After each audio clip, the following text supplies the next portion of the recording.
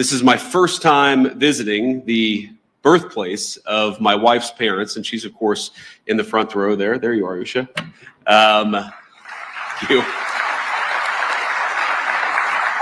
She's a bit of a celebrity, it turns out, in India, I think more so than her husband. But I haven't been here long, but already I've been fortunate enough to visit the Akshardham Temple. Did I pronounce that right, honey? I did okay? All right. With my family this morning, as a matter of fact. And last night, Prime Minister Modi welcomed me, Usha, and our 3 small children at his beautiful home. I've been amazed by the ancient beauty of the architecture of India, by the richness of India's history and traditions, but also by India's laser-like focus on the future. And those things, I think this appreciation for history and tradition and this focus on the future is very much something that I think animates this country in 2025. Now, in other countries I've visited, it sometimes feels like there's a flatness, a sameness, a desire to just be like everyone else in the world. But it's different here. There's a vitality to India, a sense of infinite possibility, of new homes to be built, new skylines to be raised, and lives to be enriched. And there's a pride in being Indian, a feeling of excitement about the days that lie ahead. Now, it's a striking contrast with too many in the West, where some in our leadership class seem stricken by self-doubt and even fear of the future. To them, humanity is always one bad decision away from catastrophe. The world will soon end, they tell us, because we're burning too much fuel or making too many things or having too many children. And so, rather than invest in the future, they too often retreat from it.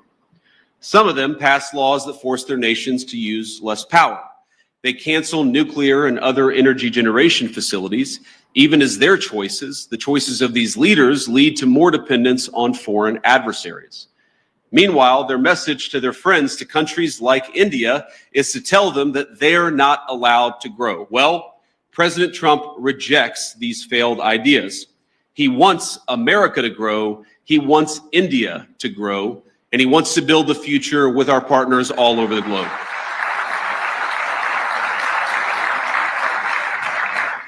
And when I look at this audience, or when I visit this incredible country over these last couple of days, I see a people that will not be held back. Now, the most profound responsibility I believe that all of us have is not to ourselves, but to the next generation, to make sure we leave them with a better society than the one that our parents and our grandparents gave us. And this is the world that America seeks to create with you. We want to build a bright new world, one that's constantly innovating, one that's helping people to form families, making it easier to build, invest, and trade together in pursuit of common goals. Now, I believe that our nations have much to offer one another, and that's why we come to you as partners looking to strengthen our relationship. Now, we're not here to preach that you do things any one particular way. Too often in the past, Washington approached Prime Minister Modi with an attitude of preachiness, or even one of condescension. Prior administrations saw India as a source of low-cost labor on the one hand, even as they criticized the Prime Minister's government, arguably the most popular in the democratic world. And as I told Prime Minister Modi last night, he's got approval ratings that would make me jealous. But it wasn't just India. This attitude captured too much of our economic relationship with the rest of the world. So we shipped countless jobs overseas, and with them, our capacity to make things, from furniture, appliances, and even weapons of war. We traded hard power for soft power, because with economic integration, we were told, would also come peace through sameness. Over time, we'd all assume the same sort of bland, secular, universal values, no matter where you lived. The world was flat after all. That was the thesis, and that was what they told us. And when that thesis proved false, or at least incomplete, leaders in the West took it upon themselves to flatten it by any means necessary. But many people across the world, and I think your country counts among them, they did not want to be flattened. Many were proud of where they came from, their way of life, the kind of jobs they worked, and the kind of jobs their parents worked before them. And that very much includes people in my own country, the United States of America.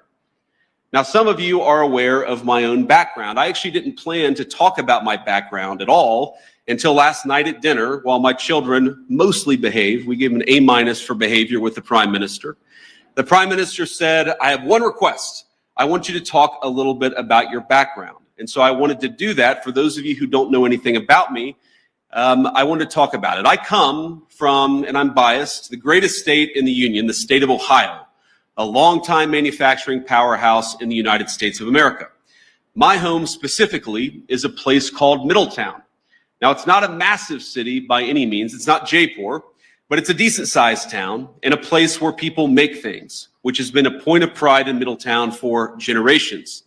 It's filled with families like my own, some of whom called us hillbillies, Americans who came down from the surrounding hills and mountains of West Virginia, Tennessee, and Kentucky to cities like Middletown in pursuit of the manufacturing jobs that were creating widespread prosperity for families all across America. They came to Middletown in search of what we call back home the American dream. In Middletown, my parents raised me. My grandparents raised me. They taught us to work hard. They taught me to study hard.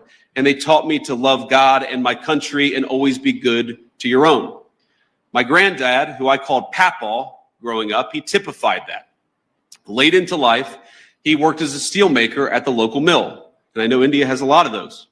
Papaw's job gave him a good wage, stable hours, and a generous pension. All that allowed him to support not just him and my grandmother, but his own daughter and grandkids with him. Now, by the time I came around, money was awfully tight, but he worked hard to make a good living for all of us. Now, I know Papaw and Mamaw were grateful for the way of life their country made possible. Their generation bore witness to the formation of America's great middle class. And by creating an economy centered around production, around workers who build things, and around the value of their labor, our nation's leaders then transformed their country and made thousands of little Middletowns possible. The government supported its labor force. We created incentives for productive industries to take root and struck good deals with international partners to sell the goods made in the United States of America. But as America settled into world historic prosperity it generated, our leaders began to take that very prosperity and what created it for granted. They forgot the importance of building, of supporting productive industry, of striking fair deals, and of supporting our workers and their families. And as time went on, we saw the consequences. In my hometown, factories left, jobs evaporated, America's middle towns ceased to be the lifeblood of our nation's economy.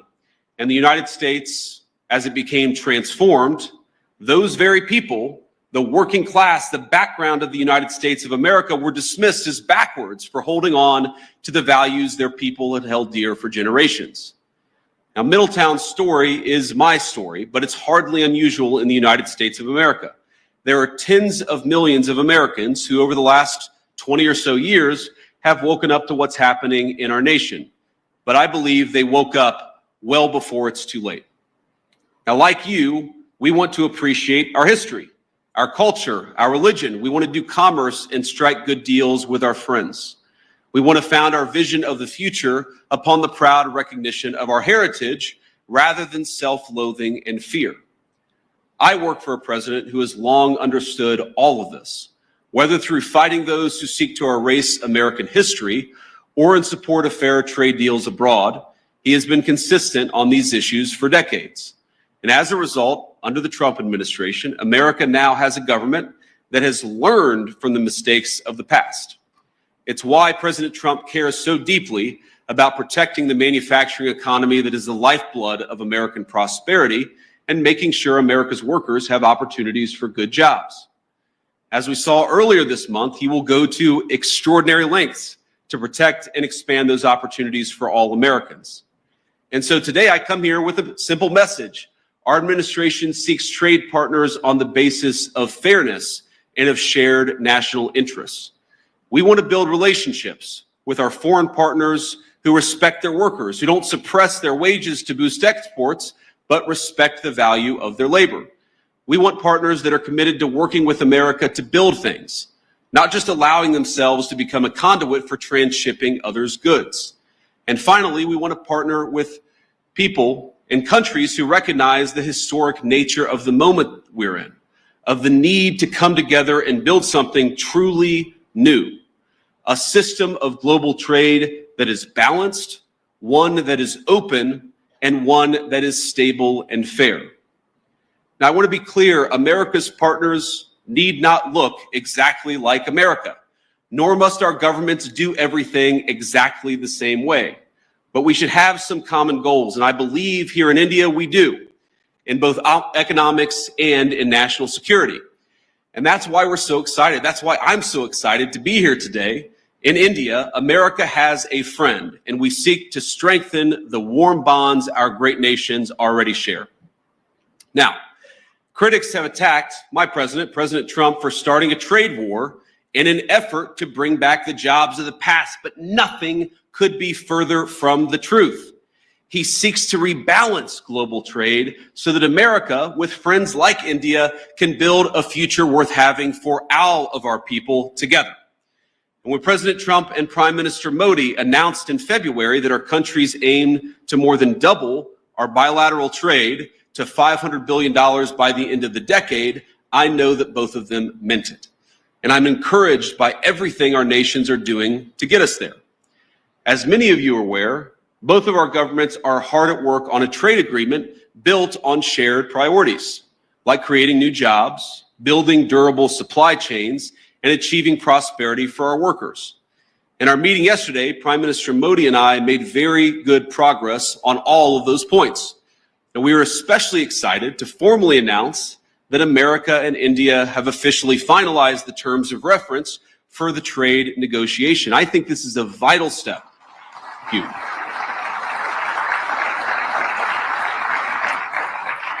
I believe this is a vital step toward realizing President Trump's and Prime Minister Modi's vision, because it sets a roadmap toward a final deal between our nations. I believe there is much that America and India can accomplish together. And on that note, I want to talk about a few areas of collaboration today, how India and the United States can work together. First, perhaps most importantly, to protect our nations. Second, to build great things. And finally, to innovate the cutting-edge technologies both our countries will need in the years to come. Now, in defense, our countries already enjoy a close relationship, one of the closest relationships in the world. America does more military exercises with India than we do with any other nation on earth. The U.S.-India Compact that President Trump and Prime Minister Modi announced in February will lay the foundation for even closer collaboration between our countries. From javelins to Stryker combat vehicles, our nations will co-produce many of the munitions and equipment that we'll need to deter foreign aggressors. Not because we seek war, but because we seek peace, and we believe the best path to peace is through mutual strength. And the launching the Joint Autonomous Systems Industry Alliance will enable America and India to develop the most state-of-the-art maritime systems needed for victory.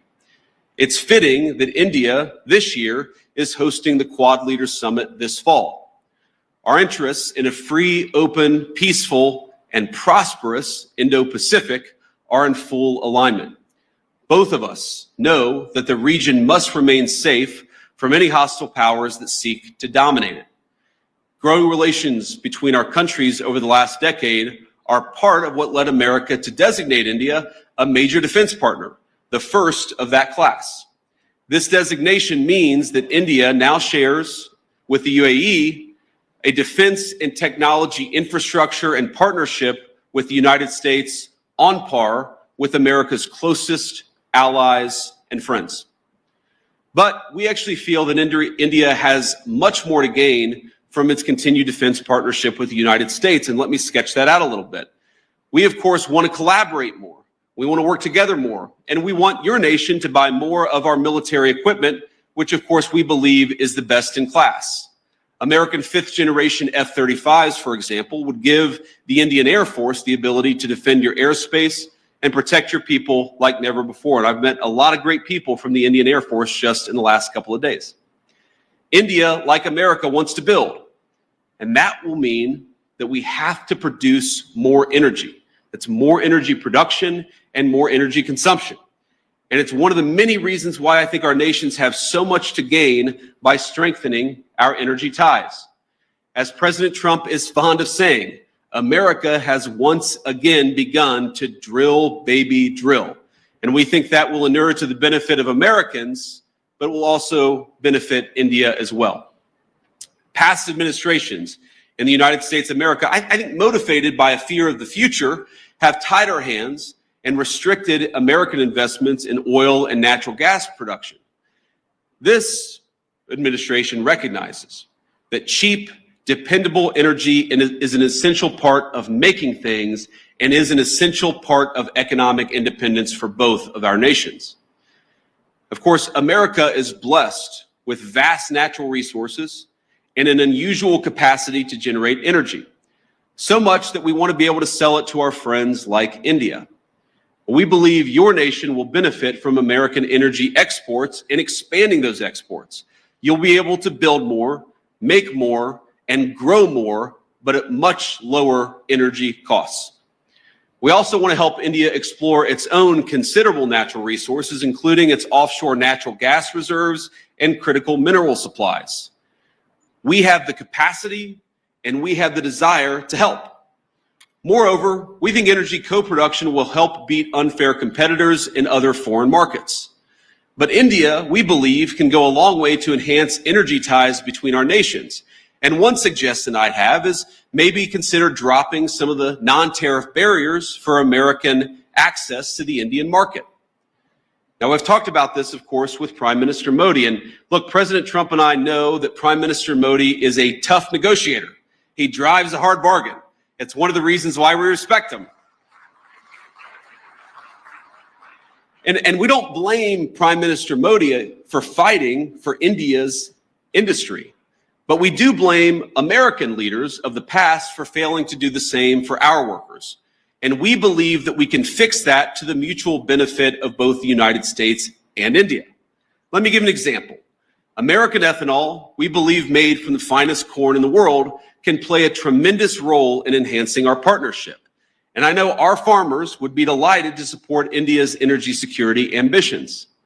We welcome the Modi government's budget announcement to amend India's civil nuclear liability laws, which currently prevent U.S. producers from exporting small modular reactors and building larger U.S.-designed reactors in India. There's much that we can create, much that we can do together. We believe that American energy can help realize India's nuclear power production goals, and this is very important, as well as its AI ambitions. Because as the United States knows well, and I know that India knows well, there is no AI future without energy security and energy dominance. And that brings me to my final point of collaboration. I believe that the technological collaboration between our countries is going to extend well beyond defense and energy. The U.S.-India Trust Initiative that President Trump and Prime Minister Modi have launched will be a cornerstone of the partnership in the future. It'll build on billions of dollars of planned investments that American companies have already announced across India. In the years to come, we're going to see data centers, pharmaceuticals, undersea cables, and countless other critical goods being developed and being built because of the American and Indian economic partnership. And I'll say it again, I think that our nations have so much to gain by investing in one another. America investing in India, and of course, India investing in the United States of America. And I know that Americans, our people, are excited about that prospect, and that President Trump and I are looking forward to stronger ties. Americans want further access to Indian markets. This is a great place to do business, and we want to give our people more access to this country. And Indians, we believe, will thrive from greater commerce in the United States. This is very much a win-win partnership. It certainly will be far into the future.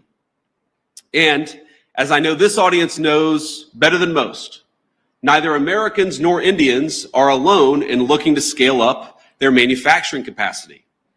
The competition extends well beyond cheap consumer goods and into munitions, energy, infrastructure, and all sorts of other cutting-edge technologies.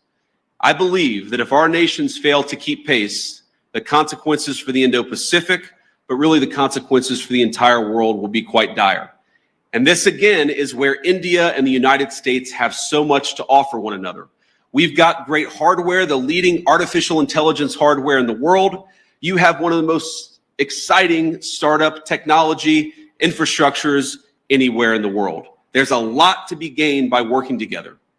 And this is why President Trump and I both welcome India's leadership in a number of diplomatic organizations, but of course in the Quad. We believe a stronger India means greater economic prosperity, but also greater stability across the Indo-Pacific, which is of course a shared goal for all of us in this room, and is a shared goal for both of our countries. I want to close with one last story, or maybe a couple of stories. So, you know, my son Ewan is 7 years old. He's our firstborn son. And yesterday, after we had dinner at the Prime Minister's house, the food was so good and the Prime Minister was so kind to our three children that Ewan came up to me afterwards and he said, "Dad, you know, I think maybe I could live in India." But I think after about 90 minutes in the Jaipur sun today at the Great Palace, he suggested that maybe we should move to England. So you take the good with the bad here. But I want to talk about Prime Minister Modi because I think he's a special person. I first met Prime Minister Modi at the AI Action Summit in February, and we had a lot of important discussions on AI and other policies to prepare for. The Prime Minister also managed to figure out that my son Vivek was actually turning 5 years old on the trip. This was in Paris just a couple of months ago. So think about this. Amid a huge international policy conference, he took the time to stop by where I was staying, wish our second son, Vivek, a happy birthday, and even bring him a gift. Ush and I were both genuinely touched by his graciousness, and we've been even more impressed by his warmth since we arrived in India. Now, it's interesting. Some of you may know that when you're a politician, your kids spend almost as much time in the limelight as you do, and the great things about kids is they are brutally honest. They're brutally honest with everybody, whether you want them to be or not. And our 7-year-old, our 5-year-old, and then our 3-year-old baby girl, Mirabelle, it's interesting. They've only really attached themselves to, they've only really liked, I should say, they've only really built a rapport with two world leaders. The first, of course, is President Trump. He just has a certain energy about him. But Prime Minister Modi, it's the exact same thing. Our kids just like him. And I think that because kids are such good, strong of characters, I just like Prime Minister Modi too. And I think it's a great foundation for the future of our relationship. I could tell when Prime Minister Modi came over a couple of months ago, and I believe today that he is a serious leader who has thought deeply about India's future prosperity and security, not just for the rest of his time in office, but over the next century.